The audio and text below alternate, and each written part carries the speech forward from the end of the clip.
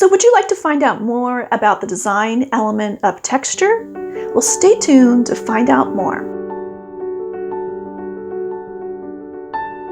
Hi everyone, it's Carol from Discover Interior Design, and I'm so glad you're here. In this video, we're going to be talking about the design element of texture. So let's get started.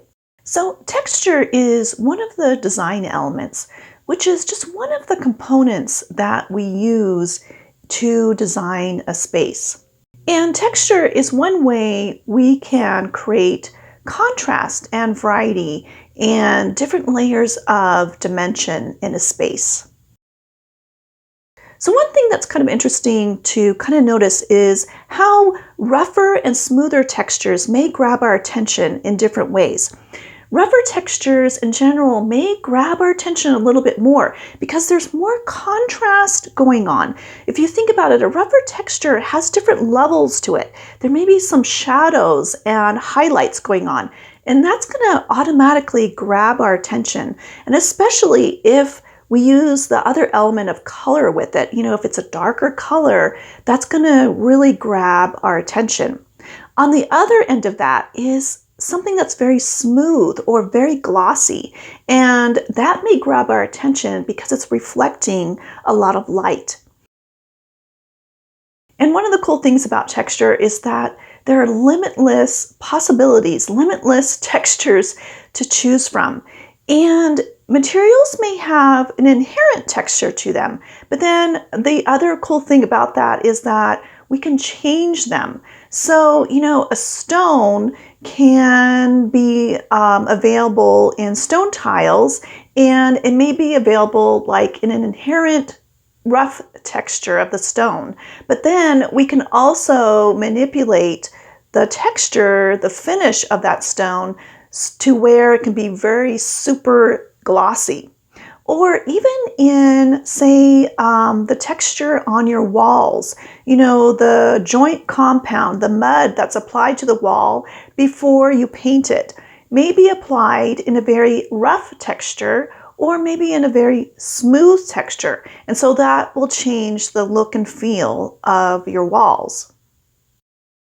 And then function has a lot to do with texture because we may choose one texture over another texture because of the function and how we want it to perform. So for instance, that could be paint.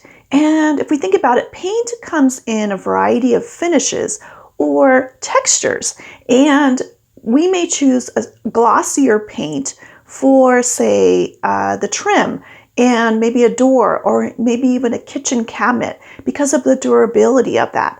Or maybe even a glossy paint on a wall in a bathroom because of the durability and the texture of that paint finish. It will be easier to care for. And another neat thing about texture is that it's both tactile as well as visual. So, tactile for sure, because we can, run our hands across a piece of fabric. And sometimes we refer to that as hand feel. How does that feel in our hand? But the other way that we notice texture or even experience texture is just by looking at it. And our brains are going to let us know if we think that's going to be soft or rough or coarse or nubby.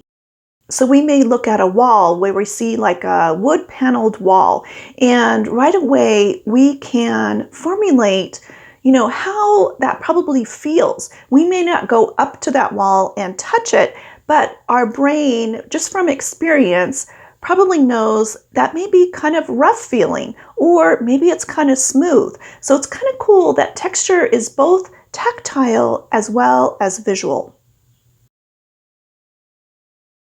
And then the other thing that we think about with texture is possibly our style. So if we have a very contemporary, sleek looking style in our home, we may lean towards using very smooth or even glossy textures. Whereas if we want a more rustic style, we may want to use more rough and kind of rustic textures.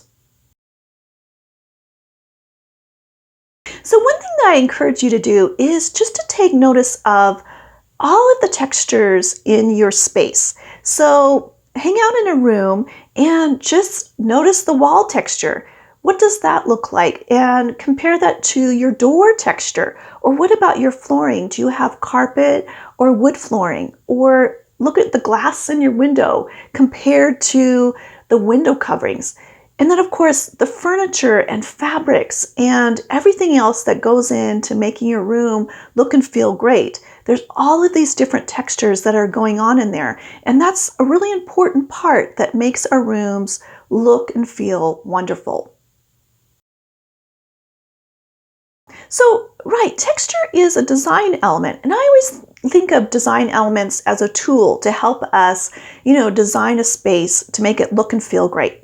So, one thing to think about is, say if your room kind of looks kind of flat. Maybe it looks and feels kind of flat. Well, texture, by its natural attributes, adds kind of almost dimensionality to a space. When we have different textures going on in a room, it makes the room come alive a little bit more.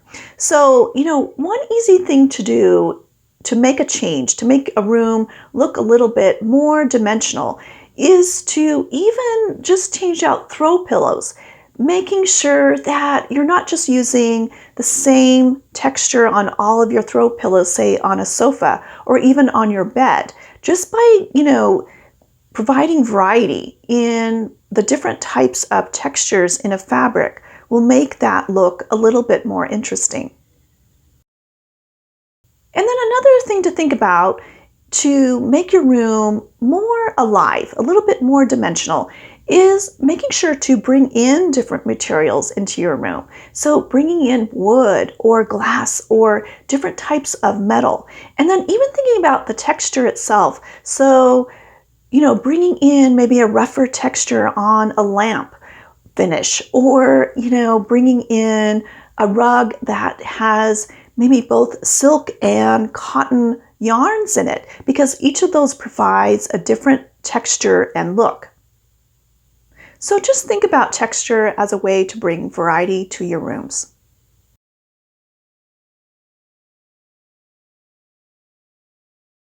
So I hope you found that helpful, and I'd love to hear how you use texture in your home to help it look and feel great. Share your design ideas in the comments. And thanks again for watching, and please like and subscribe, and I look forward to seeing you next time. Take care.